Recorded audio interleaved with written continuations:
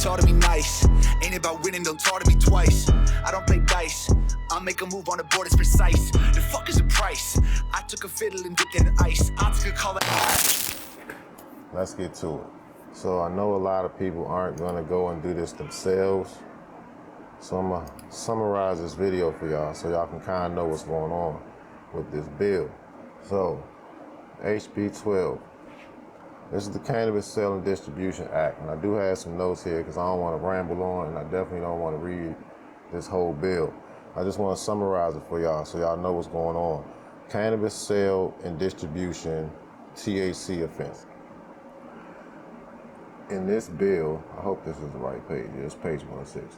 So in this bill, they outline how they want to proceed with the Cannabis Act as far as sale and distribution is concerned. And in page 1, they kind of outline the index saying what they're going to be going over and the topics they're going to be covering and the definitions and whatnot. Page 2 is where they start to get into the actual bill. And as you can see right here on the screen, y'all can read along with me for yourselves. You can go back and research this for yourself. House Bill 12 in the Maryland General Assembly. On page 2, they want to go over who they're granting the power to enforce these bills. And those divisions would be, the Field Enforcement Division,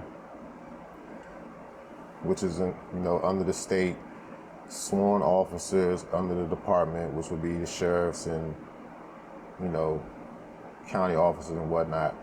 They are all enabled to enact enforcement for these offenses outlined in this bill, which would be unlawful importation, unlawful manufacture, unlawful transport, unlawful sale or barter of any product containing THC as defined under their bill, which is pretty much everything. And in page 3, they go into a little bit more of the details of what they consider the definition of. They also have on page 3 who they'll be working with: local states attorneys, law enforcement officials, police officers regarding enforcement problems and their perspective. They also say that they'll be able to work with agencies like state's attorney, comptroller, et cetera, et cetera. These are the people that they're going to use to enforce these laws. Now, their definition of THC under this article is anything containing Delta 8, Delta 9, Delta 10, or any other cannabinoid except for cannabinoid that the administration, the MCA, deems to cause intoxication, and any other chemically similar compound, substance, derivative, or isomer of THC as identified by the administration. This is pretty much everything. Anything that they see fit as they see it now, anything they see fit in the future. So if something new was to come up, some loophole, they can say we now deem that as a THC compound that also falls under this statute. Tinctures, are not allowed to be distributed in a dropper bottle of 4 ounces or less, which they mainly come in like 1 ounce bottles for the most part. So they cover that as well. And a person may not sell or distribute a product intended for human consumption or inhalation that contains more than 0.5 milligrams of THC per serving or 2.5 milligrams of THC per package, unless that person is a licensee under the state. And we know how the licensee situation went. So it's pretty much only current licensees will be able to sell, distribute, or offer any kind of THC product or derivative of, including hemp, which is under the Farm Act. So they're covering all their bases here. Only a licensee is allowed to manufacture, test, package, and label standards. Those are the people that are allowed to partake. No person is allowed to distribute a product described under this section to an individual under 21. That's kind of a no-brainer because the Cannabis Act enabled adult use of 21 or older. So that goes without saying, but they have to reiterate these things so that nobody can read this and say that wasn't mentioned in the bill. A person may not sell or distribute any cannabinoid product that is not derived from naturally occurring biology or active chemical constituents. So no manufacturing, no fake compounds. If it's not natural from the plant, it is illegal to sell, distribute, and not withholding from this section. It is not a violation in this section for a person to sell or distribute a hemp-derived tincture intended for human consumption that contains a ratio of cannabinoid to THC of at least 15:1 and 2.5 milligrams or less of THC per serving and 100 milligrams or less of THC per package. So that goes for the hemp companies, people that sell like infused lemonades, different types of CBD infused drinks. That's for y'all. They're limiting the amount that y'all can put in so that those products can come directly from licensees.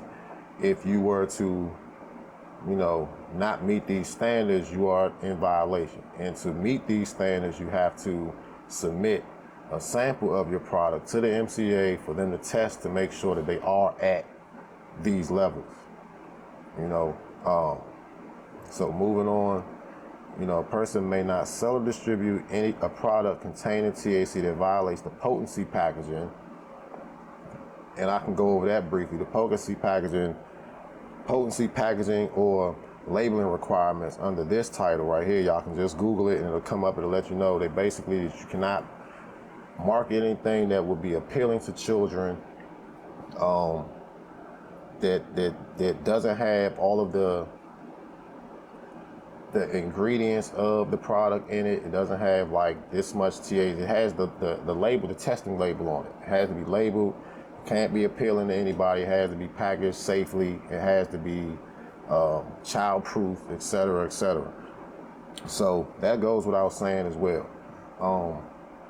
But this is where it gets interesting. A person may not sell or distribute a product that is advertised as containing an amount of THC that violates this subtitle. So they just went over everything to its legal limits, right?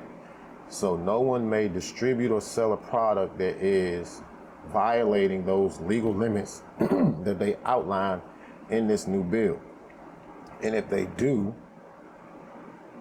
the executive director may seize, destroy, or confiscate that product. And this is number 2 right here is where it really gets interesting. This is what they what they define as advertising. Advertising under this paragraph, this subsection, includes packaging, labeling, or electronic communications, which is texting, that's phone calls, that's emails, that's social media. All of that falls under electronic communications. So you can't advertise it. You can't talk about it, You can't talk about it, can't advertise it, can't show it online if it surpasses these requirements or these limitations or what have you, or you're in direct violation. So that moves into your social media or your websites, etc., and they're going to outline that as well. Subject to a violation. What is this? Offer and display for sale to a consumer in a location that is not appropriately licensed. So basically, nobody can advertise, offer, or display these things unless you are a licensee of a dispensary, a retail license under the cannabis statute. A person who is not a cannabis licensee who violates this subsection may be charged by a citation and is guilty of a misdemeanor, and on conviction is subject to a fine not exceeding $5,000.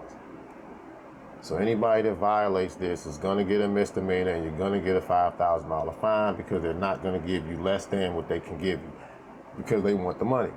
And this is like a squeeze tactic to kind of separate the industry that they're building, which is in a lot of people's eyes a monopoly. And we can get into that in another video, from the actual culture that the industry was built on, that they're now excluding.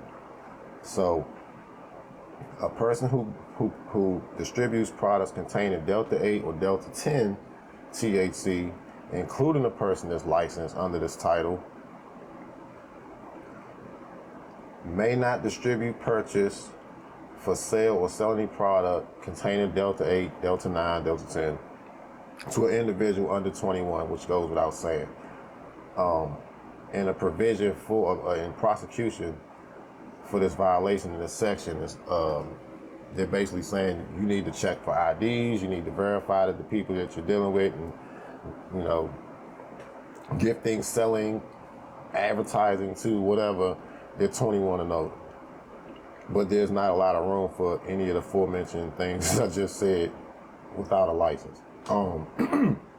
Any website owned or managed or operated by a person who distributes or sells a product containing these things shall employ a neutral age screening mechanism that verifies the user is 21 by including using an age grade or age grade. So when you go to a website and they say, are you 21 or older, and you got to verify. If you have a website and you're moving around, you need to have that precaution in place, or you will be fined. The first violation is $300.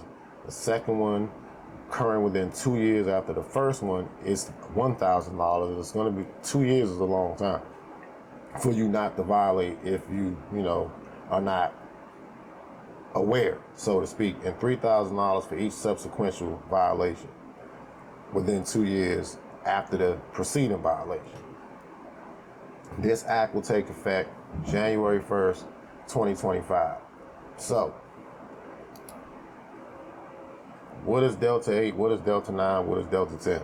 I ironically just had an episode of my podcast where I had a guest, Nick Patrick, who elaborated perfectly on what those three things. But it's basically a compound within hemp and cannabis that's in every strain, every genetic. It's just it's one of the compounds in the plants, one of the cannabinoids that are found in it. There's a Delta 8, there's a Delta 9, there's a Delta 10. They're all there. So them labeling it like this is basically saying all of the above, as they also outline, saying anything that we see fit in the future as intoxicating is also on the list. So hope that helped everybody. This is why everybody needs to be active and go to these hearings, put in their voice, their testimony or what have you, and try to get these things amended to be better towards the way you want to see the bill form, because if not, they're just going to write it the way that they like it to be, their constituents and their lobbyists, etc. So y'all hit the like button, share, comment, subscribe. Catch y'all on the next one. I'm out.